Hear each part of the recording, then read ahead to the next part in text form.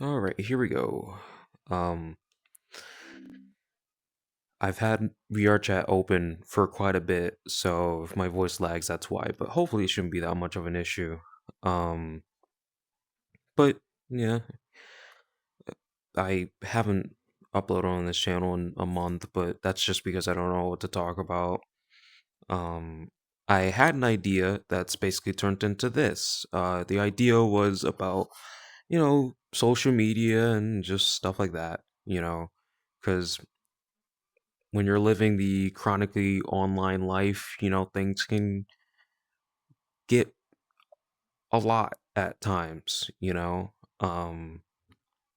but in this case, the topic is around furries. If you feel as though you are tired of the furry fandom, you're sick of the furry fandom, you don't want to be a part of it anymore,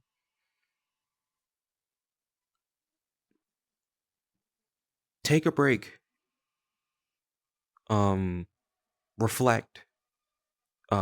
Think about why you joined in the first place, why you loved it so much. You know, um, maybe try to form your own little community, you know, of people who are similar to you. Um, and if you feel like that feeling, that willingness to stay and continue is gone, you can leave if you want.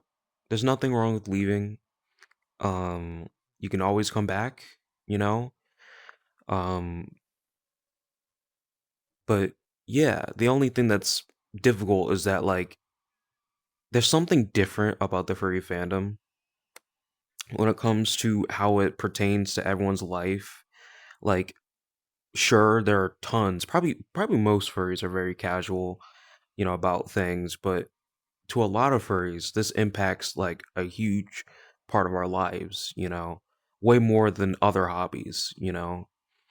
Um, so it can kind of be difficult, but that's why I say you should take a break.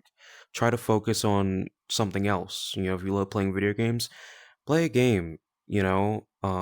Try to focus and do other things. Focus on, family if you have that, friends, just stuff like that. I mean, you might even have friends in the furry fandom, which makes it even more difficult, but you get what I'm saying. Just try to get your mind off of it. Take a break or leave. Or maybe take a break and then maybe that break turns into you leaving, you know? But yeah, um,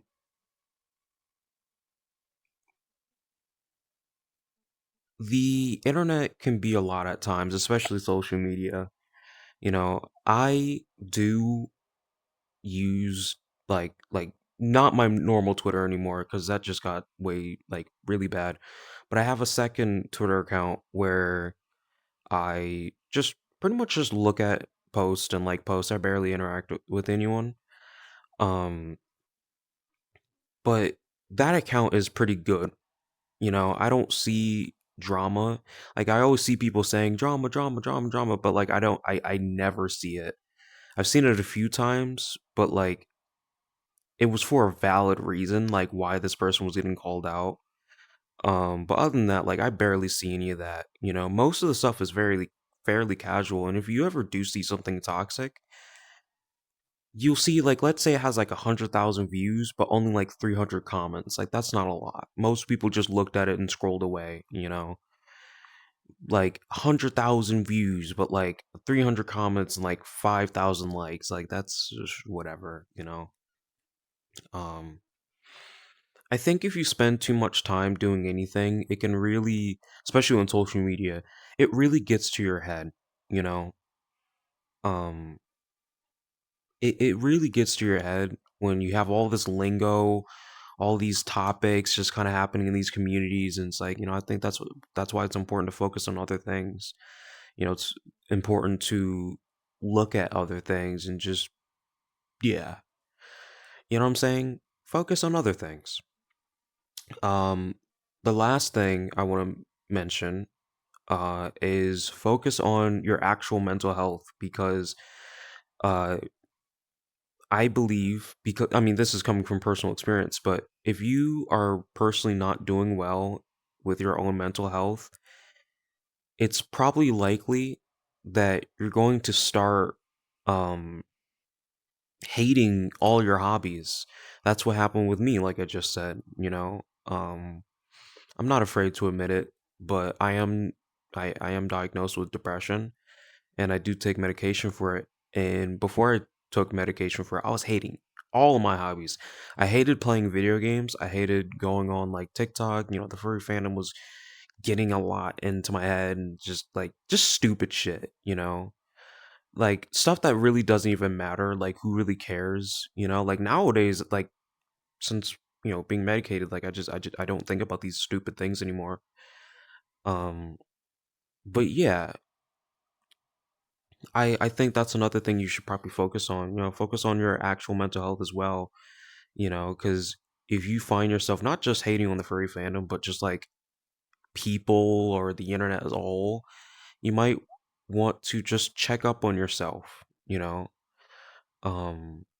So yeah, and one last thing. I don't. I'm sorry if I already said that. One last thing. Do not get your opinions on people based on what you see on things like Twitter. Twitter in any community is not the only side of it. I'm gonna use Fortnite as an example. I used to, you know, I used to browse the Fortnite subreddit a lot, and the tone change from the Fortnite subreddit way back then versus the Twitter Fortnite side, like things were much different. There's of course overlapping opinions and stuff, but it's much different, you know. Most Fortnite players just play the game and whatever, you know. Maybe there might be a change that they don't like or whatever, but like, you know, they don't really care. They're not going to scream about it online and stuff, you know what I mean? Um so yeah, keep that in mind. You know, whatever you see on social media isn't really a perfect reflection of what it's all like, you know, especially when it comes to furries. You have, you know, VR chat, you got TikTok, you got Twitter, you know, you have Reddit, you have the more IRL kind of space with, you know, fur meets and conventions and all kinds of stuff, you know. And we can all agree that Twitter is kind of hell anyway at times, even though my experience with furry Twitter generally isn't that bad. I know it is for some people, you know, and, you know, like I said, I think it's important to check up on your mental health, um, reflect, take a break, or quit. There's nothing wrong with that. Um, so yeah, that's just a little reminder I wanted to have. See, this is also not edited, so